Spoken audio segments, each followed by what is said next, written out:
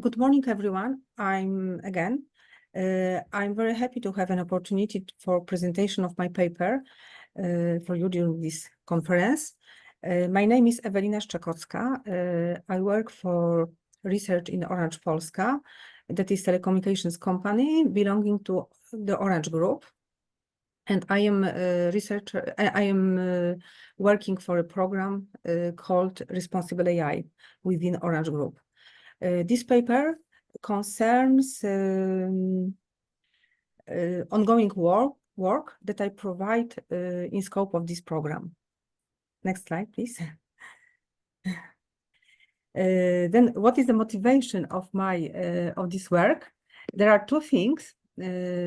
First, this is a disruption. These are some disruption in the technology, such as algorithms, computation capabilities, and so on. And second, it's business, which is concerned in the massive use of AI systems and applications.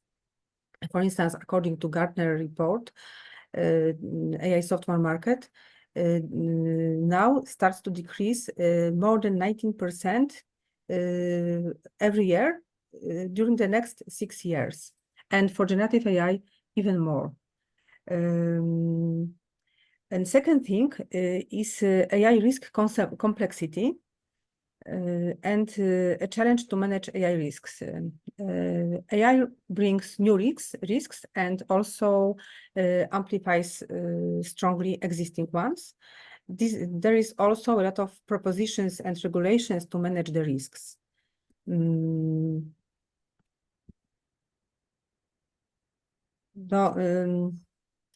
It is challenging to build an effective risk management system, in fact. And next slide, please. Today, I present results of our first study on AI risks and risk management, highlighting different aspects of this approach. This work is provided in a specific context. Our goal is to clarify AI risk, how it is specific, to present state of the art on AI risk management proposition, and finally, to begin building some recommendations, guidelines towards practical implementations to let just begin in a systematic way. And according to, regarding the risk perception, which is on the next slide, in general, there are, very briefly, just to introduce the topic, there are different perspectives in which risks may be considered.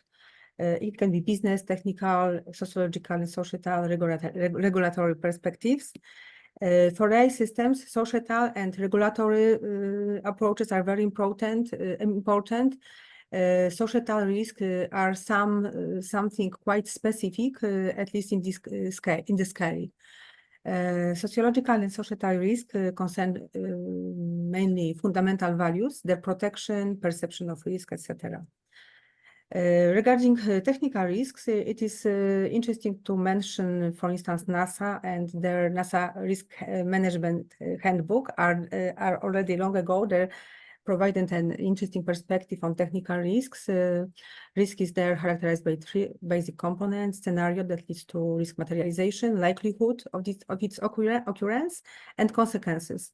And scenario allows for develop uncertainty analysis, which is important towards risk management, let's say. And next slide, please. Risk is generally an old topic which evolves across human history.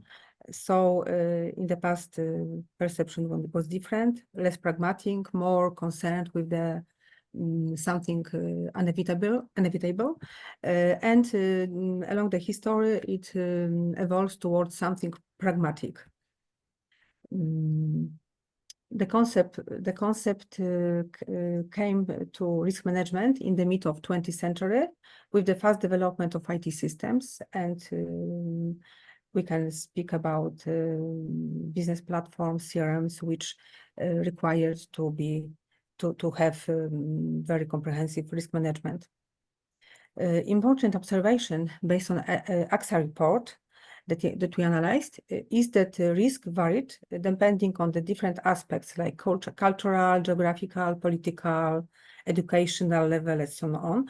It is differently perceived also, for instance, depending on age and gender and so on. And on the next slide, I would like to bring very briefly an example of complexity of risk management. It's on the next slide. Some figures and statistics. It is just an example of how risk can be perceived. It is based on the AXA report. According to the survey provided in scope of this report, based on data from 10,000 of people in 15 countries, we can see the risk willingness decreases with age. For instance, for people of 40, 50s, this tendency decreases more than 50%. Also, less women have risk tendency. Also, people with low level of education feel more vulnerable in their everyday lives, even up to 9% higher than those with higher education. What is also very interesting, there are country differences in viewing risk and success. For instance, Japanese most afraid of climate change, Chinese geopolitical tensions, French pollutions, and also Europeans cope differently within different countries with geopolitical tensions. For instance, in UK, there is more trust in international organizations, about 55%, while French have only 44%.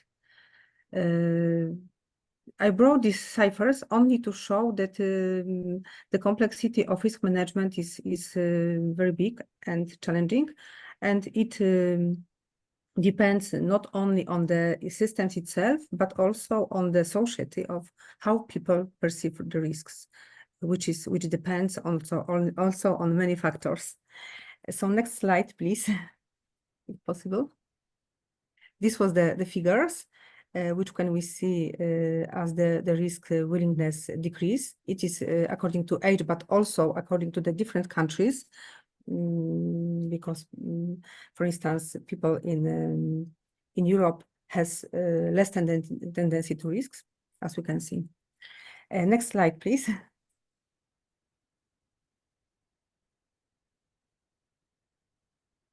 Yeah, and there is a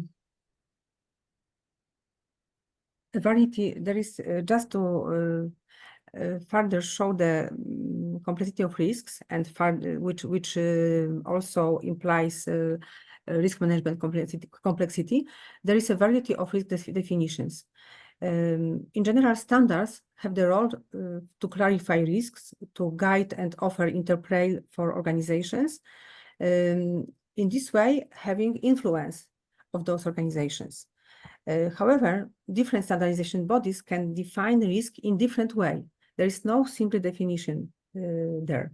For instance, in cybersecurity in general, risk is always negative, as for instance presented by ENSI or ENISA. These organizations that deal mostly with security and cybersecurity aspects. For ISO, in contrary, risk can be negative or positive depending on consequences. ISO provides proposition for both technical and business risks, also for projects, contracts, etc. Just to sum up, our goal is to select and recommend different elements from standardization works to recommend the methodology and process for the company. It can be we think about our company, but it can be generic enough to have, at least to some extent, be applied by other companies. So it can be an example for companies once we finalize. Next slide, please.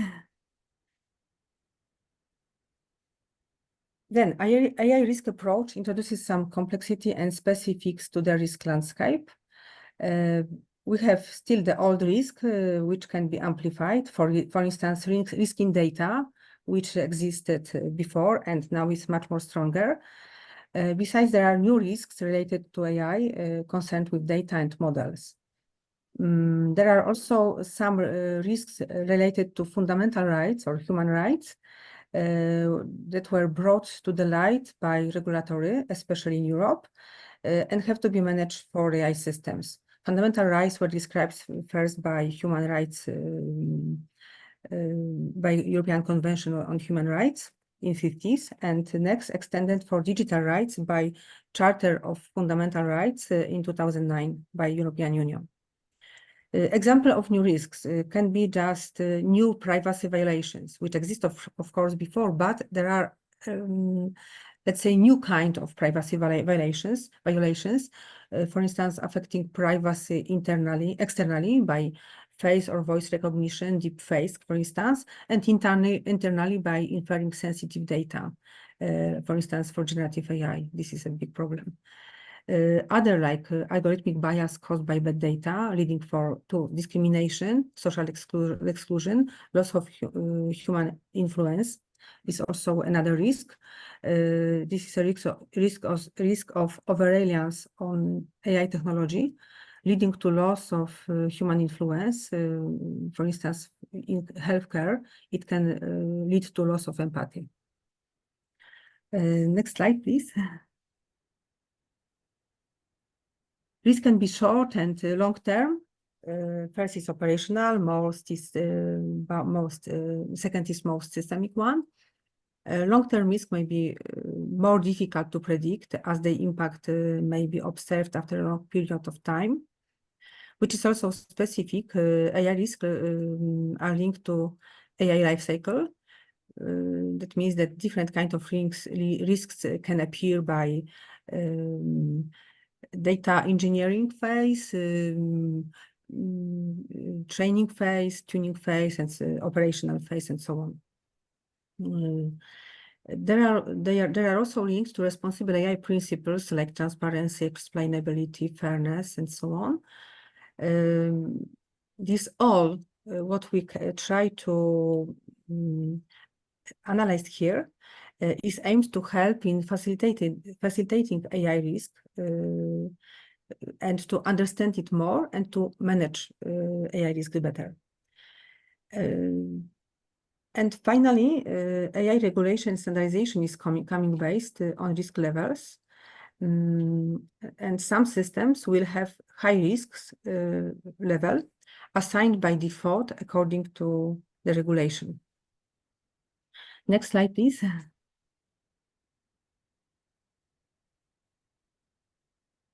And just to bring some examples to responsible AI principles risks, how not respecting these principles can really significantly increase risks, which is really new approach for AI systems.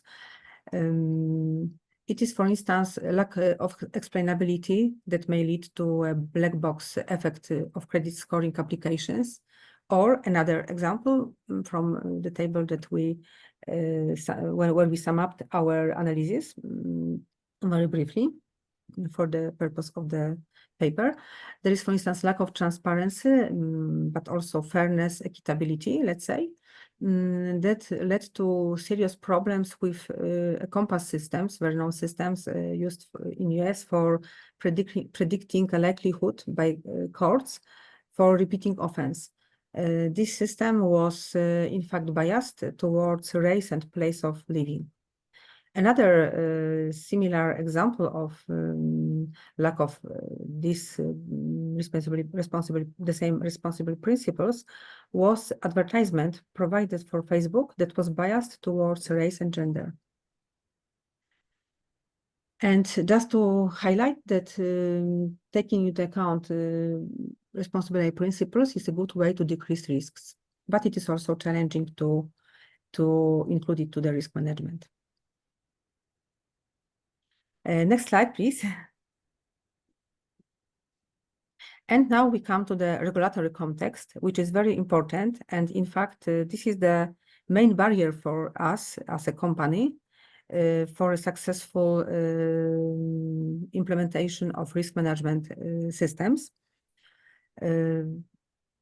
As we know, there is a long discussion in Europe on a direction of some legislations for AI systems.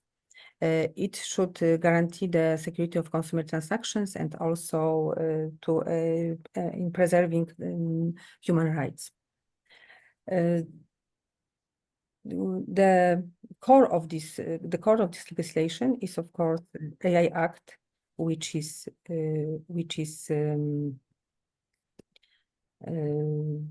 very complex, let's say. And next slide, please. I try to be conscious because we don't have much time, I think. I don't have much time. So AI legislation in Europe, we also provided some analysis. It's very complex.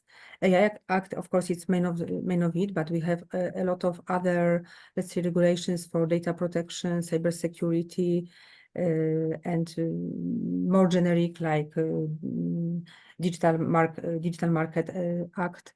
These all influence future implementations of AI systems, but also AI risk management. Next slide, please.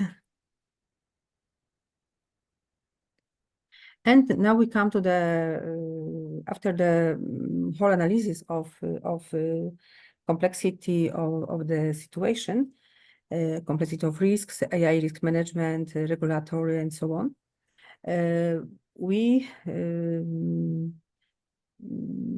let's say raised a research problem raised to us, which is concerned with big complexity of AI risk toward classical approach.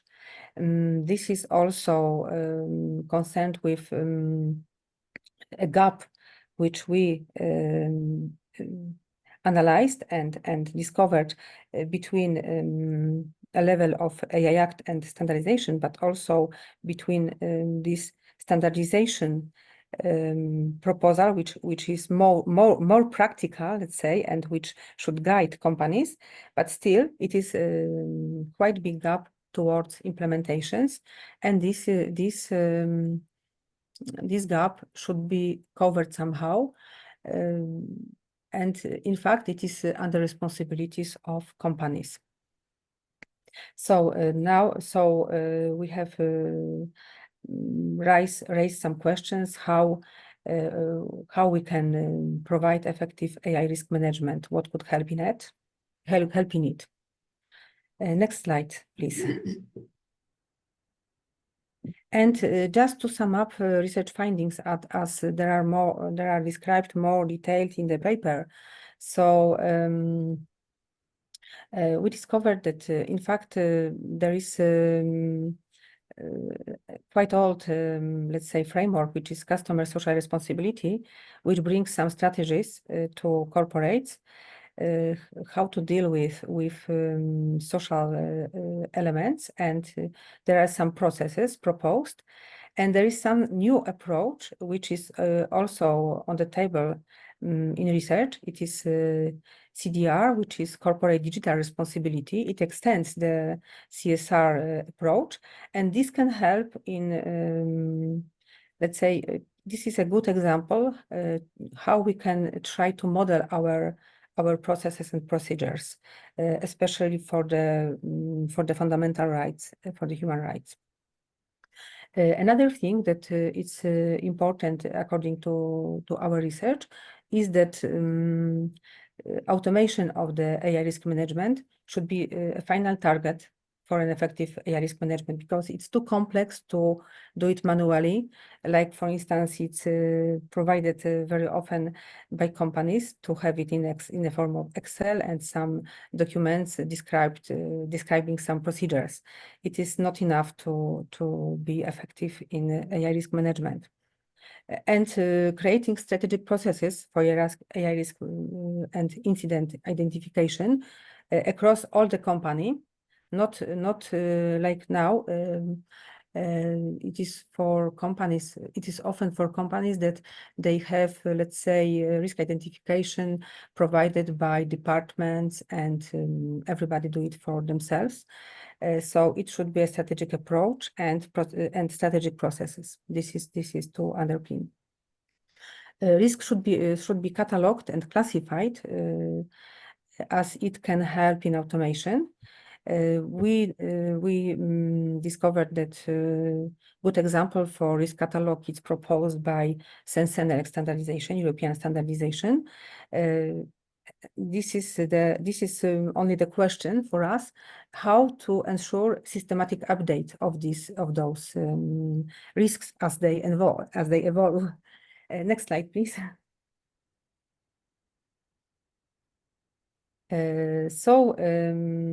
We also think that to facilitate this management of risk catalog, it should be provided as a, let's say, multi-layered approach.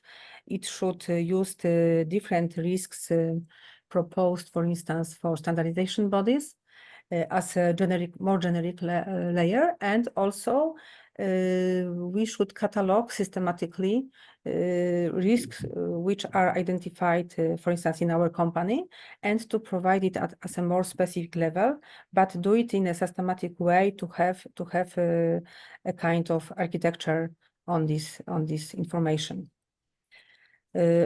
Associating AI to responsible AI principle and life cycle stages, for us, it's a must. It's imperative for improve risk management. Finally, taxonomies should be used, like we discovered, NIST taxonomy of AI risks. Further, we can go. It is for the further step of the work.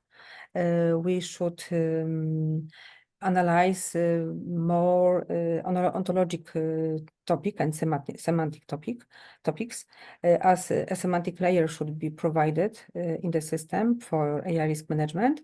We find out some examples like ARO, AI risk ontology, or heart ontology in health domains. These are good examples. Next slide, please. This is in fact final slide. As we see, AI risk cartography can significantly help in identify, prioritize, and mitigate risks, and to manage them. AI risk cartography is meant by us as is perceived by us as a kind of classification, systematization, categorization, and so on.